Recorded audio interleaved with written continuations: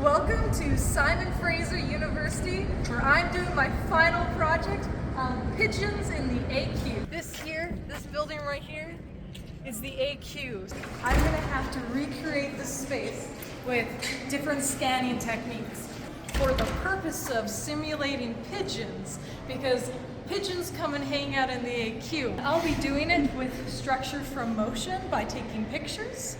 And Nick also let me use this really cool iPad with the scanning technique.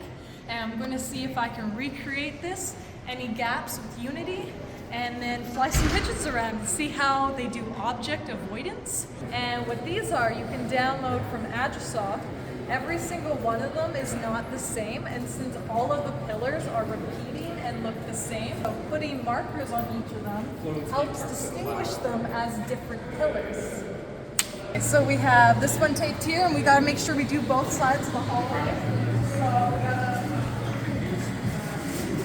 So there, So once I have all of the pillars marked up, I am taking the camera and I take pictures.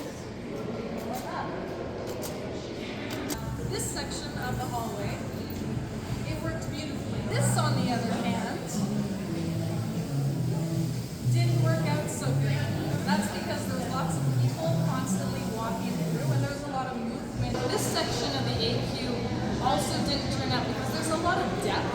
The laser scanner, when I was doing it, can only do 5 meters of distance. And for structure from motion, again, we had the people moving in here. I used Agisoft to stitch together my photos. So the first step I need to do was align the photos, as you can see at the check marks. That then builds a point cloud, which you can build a mesh, and you can add texture onto that mesh to make it photorealistic. These are the results. These are my ladies. This is Jill. This is my lady Amy. Little Susie. Brianna. You know why we call her Brianna, right? No. Yeah, it's a long story. Shaniqua, Helga, Miss Kitty, Jeannie. I dream of Teresa. This is Teresa right here. The next step was to build what I couldn't capture in real life, so I used SketchUp. After all of these were created, I added them all into Unity as individual objects. Then I needed to stitch it all together, kind of do it like a puzzle in order to recreate the AQ, and this is what I have from all those individual pieces I have made. Now I have all the puzzle pieces put together, I needed to make the area navigable for the agents. So I changed the slope and step height so they're able to travel throughout the area. And since I did this, I need to then make sure I build any sections up that I don't want them walking through because of the scanning didn't work that well there. But over on the other side with the higher walls, that baked perfectly. And this section here, which I built in SketchUp, they can just walk all over it because why not? So I was trying to download this character to represent students walking, and this is what I got.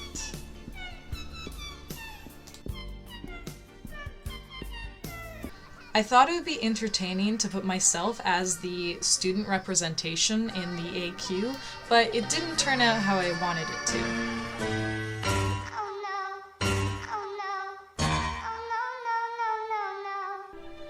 I tried doing this again outside with diffused light and the markers, and this is how it turned out.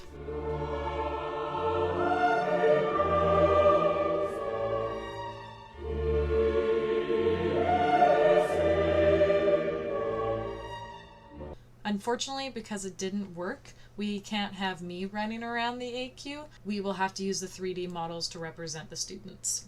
I bring the student representation into Unity. I allow it to navigate, which was the nav mesh agent, and I give it a trail render so I can see where its path has been, and then I need to make a location for it to go to, so I create this box, and then I tell the agent control for the student to travel to that box, and that's where it's going to be going. When I hit play, it renders, and it goes to its destination.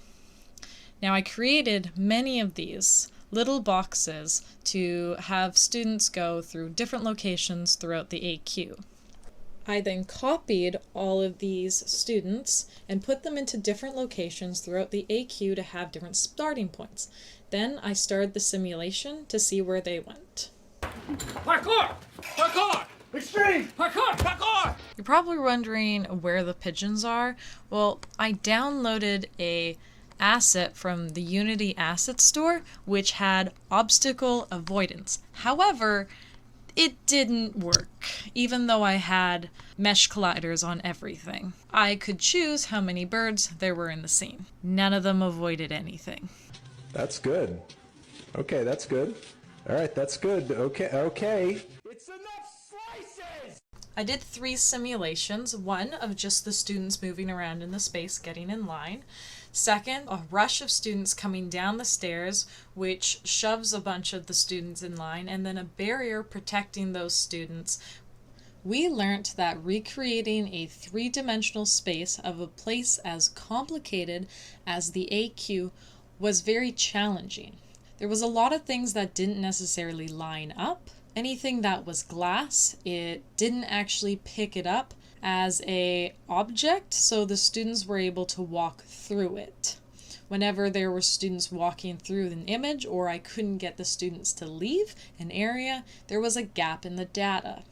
This all being said, being able to figure out the best way to recreate a space helps for emergency procedures or the object avoidance of fallen debris from an earthquake, and understanding dynamics of how people walk through a hallway. These are all different things we could learn from reconstructing the AQ. How do I get down? I don't know how to. Marina, please help.